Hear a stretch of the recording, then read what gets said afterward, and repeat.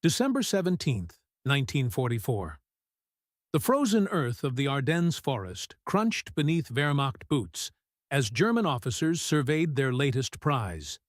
Dozens of captured American soldiers, their breath visible in the bitter Belgian morning air. Among the scattered equipment lay something that would make the German officers pause, then smirk with contempt. Small rectangular boxes stamped with unfamiliar letters.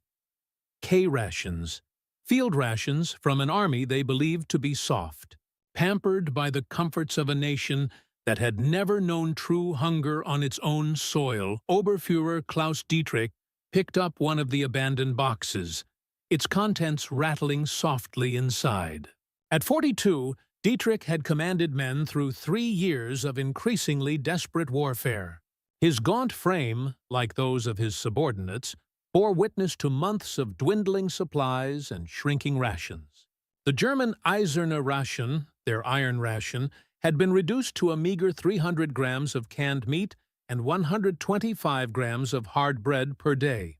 Yet here, scattered across the forest floor like discarded toys, were enemy rations that seemed almost wastefully abundant. "Look at this," Dietrich muttered to his aide. Hauptmann Werner Kruger, holding up the American K-Ration box. The Americans even packaged their food like gifts. "Pretty boxes for pretty soldiers." The officers around him chuckled, a bitter sound that echoed through the pine trees.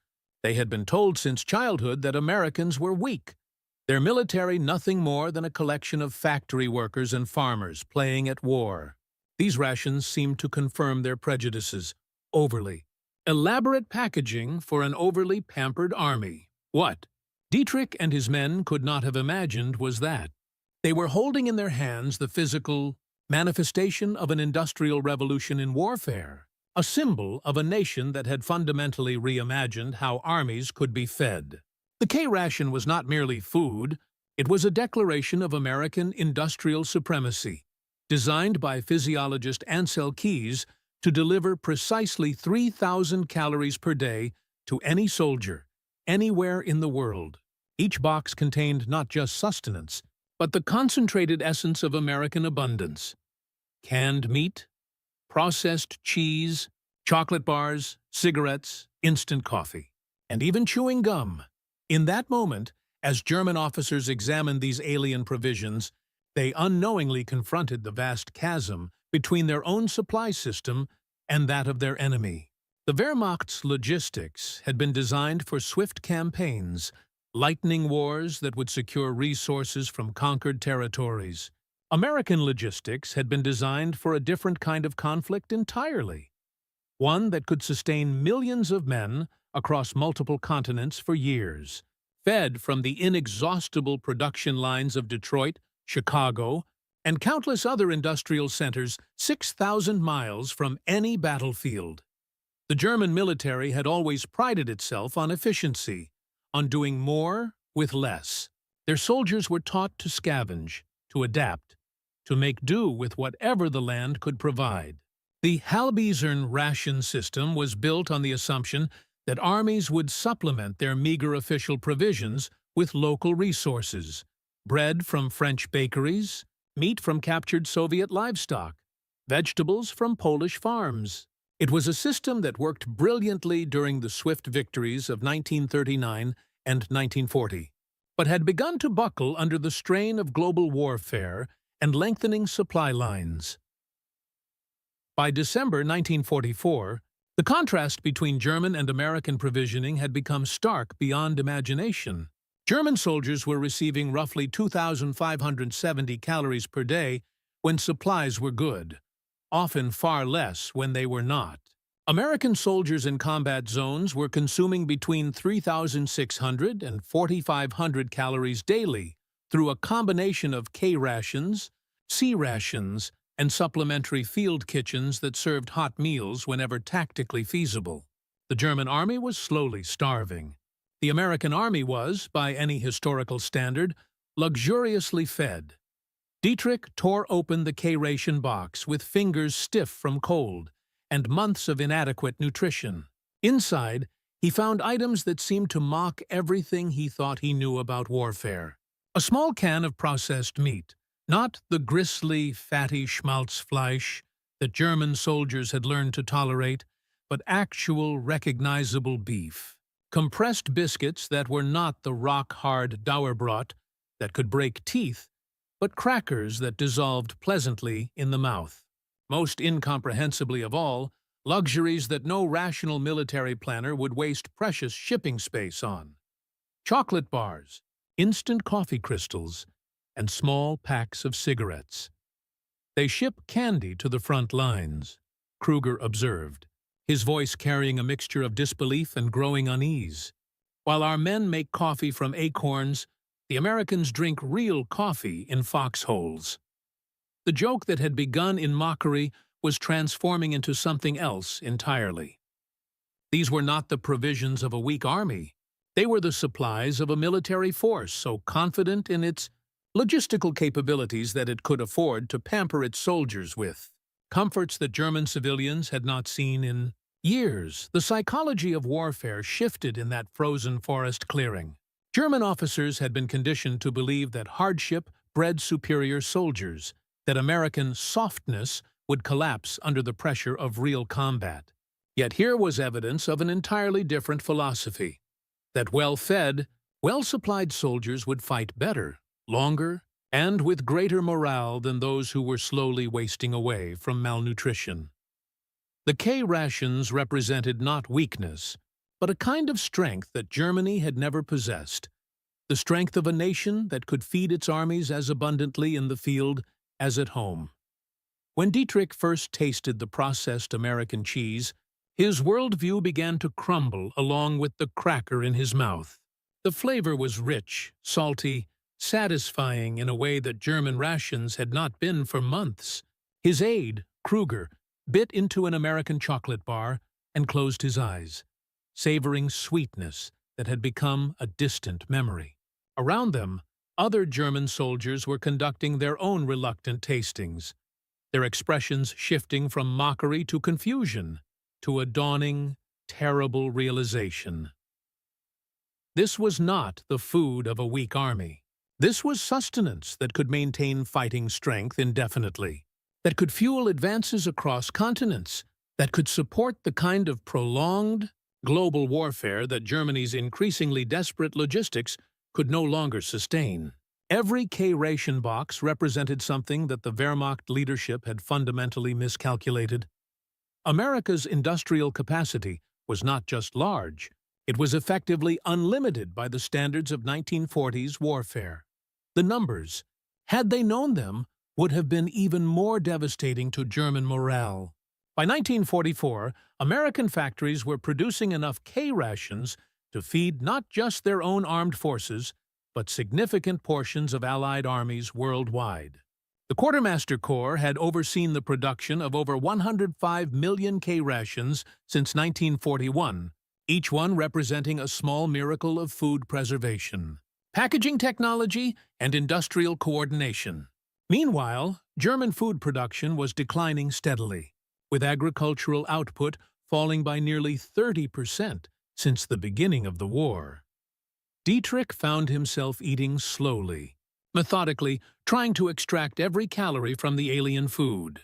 His body, accustomed to the gnawing hunger that had become constant among German forces, responded to the rich American provisions with an almost shameful gratitude.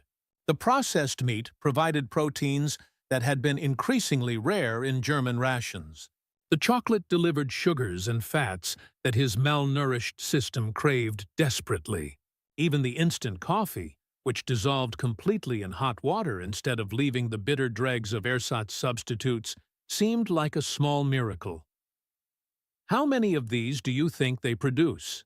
Kruger asked quietly, turning the empty K-Ration box over in his hands, studying the printing, the careful design, the obvious industrial sophistication of something meant to be thrown away after a single use. The question hung in the frigid air like their visible breath. How many indeed? The answer, millions upon millions, rolling off production lines in quantities that dwarfed Germany's entire food distribution system, was beyond their imagination. The implications were staggering. If Americans could afford to package individual meals with this level of care and abundance, what did that suggest about their overall production capacity? If they were shipping chocolate and coffee to frontline troops, what luxuries were available to workers in their factories? If their soldiers were this well-fed, how were they equipping their tanks, aircraft, and artillery? The K-Rations were not just food. They were intelligence about an economy so vast and productive that it could treat as routine what Germany could achieve only through extraordinary effort. Word of the American rations spread through German units with remarkable speed. Soldiers who had been surviving on increasingly meager portions of bread, ersatz coffee, and whatever supplementary food they could scavenge, found themselves confronting evidence of an enemy force that was not just better equipped, but better fed than many German civilians. The psychological impact was profound and immediate. Armies throughout history had marched on their stomachs. What did it mean to face an army that marched on stomachs filled with chocolate and real coffee? The contrast became more pronounced as winter deepened. German supply lines, stretched across a continent and constantly harassed by partisan attacks, delivered increasingly irregular and inadequate provisions. Soldiers grew accustomed to the hollow ache of hunger, to the weakness that came from bodies consuming their own muscle mass to maintain basic functions.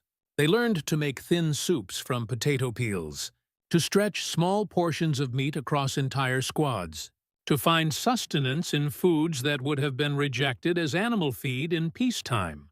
American forces, meanwhile, continued to receive not just adequate rations, but a variety of them.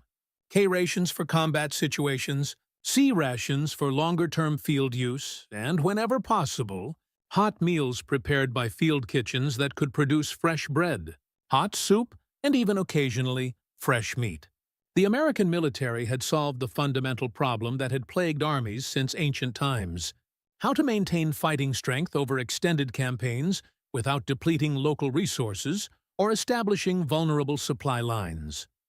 The solution lay in American industrial capacity, but also in American agricultural abundance.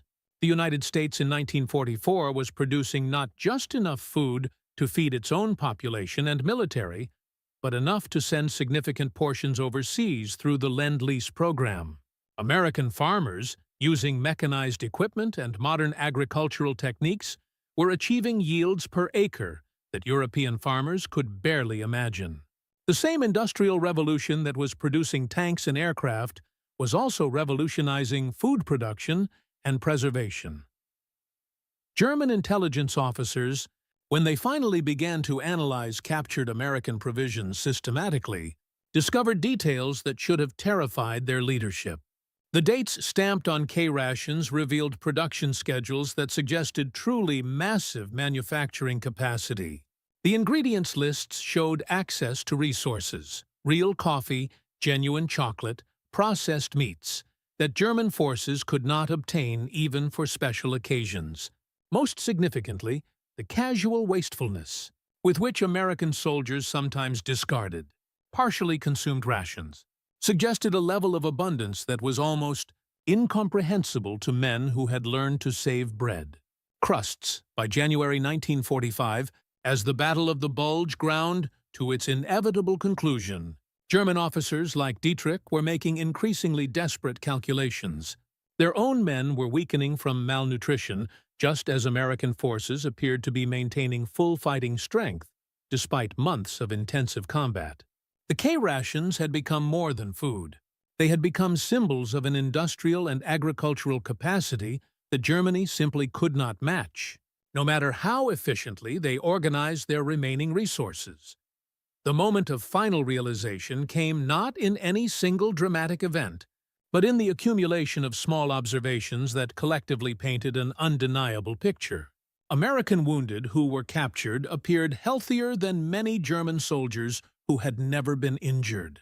Discarded American equipment showed signs of casual abundance: tools thrown away rather than repaired, equipment abandoned rather than salvaged, supplies destroyed rather than left for enemy use. Everything suggested a military force backed by production capacity so vast that individual items had no meaningful value. In his final report to higher command, dated February 3, 1945, Dietrich wrote words that would prove prophetic. The enemy's strength lies not merely in superior numbers or equipment, but in a complete system of abundance that we cannot hope to match. Their soldiers eat better in foxholes than our officers eat in garrison.